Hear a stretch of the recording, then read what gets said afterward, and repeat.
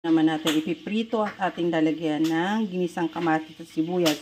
Sa madaling salita, sarsyadong tilapia ang ulam natin ngayon. Ayan. Ganda ng pagkakaprito natin. Habang piniprito natin yung tilapia, umpisa na natin ang paggisa ng bawang, sibuyas at kamatis.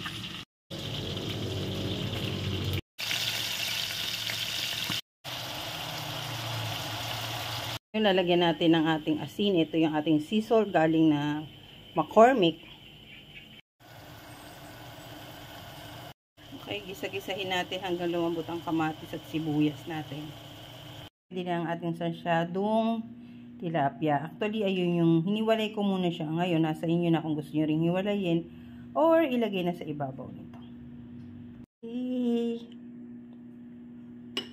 Naman natin ipiprito at ating lalagyan ng ginisang kamatis at sibuyas. Sa madaling salita, sarsyadong tilapia ang ulam natin ngayon. Ayan. Ganda ng pagkakaprito natin. Habang piniprito natin yung tilapia, umpisa na natin ang paggisa ng bawang, sibuyas at kamatis.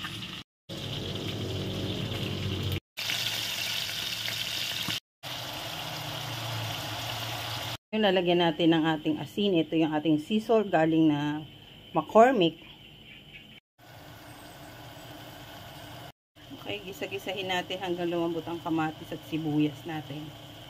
Hindi na ang ating sarsyadong tilapia. Actually, ayun yung hiniwalay ko muna siya. Ngayon, nasa inyo na kung gusto nyo ring hiwalayin or ilagay na sa ibabaw nito. Okay. Naman natin ipiprito at ating lalagyan ng ginisang kamatis at sibuyas. Sa madaling salita, sarsyadong tilapia ang ulam natin ngayon. Ayan. Ganda ng pagkakaprito natin.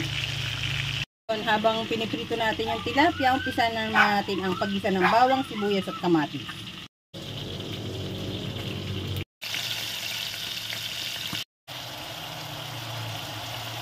Yung lalagyan natin ng ating asin. Ito yung ating sea salt galing na McCormick. Okay, gisa-gisahin natin hanggang lumambot ang kamatis at sibuyas natin. Hindi na ang ating sarsyadong tilapia. Actually, ayun yung hiniwalay ko muna siya. Ngayon, nasa inyo na kung gusto nyo ring hiwalayin or ilagay na sa ibabaw nito. Okay.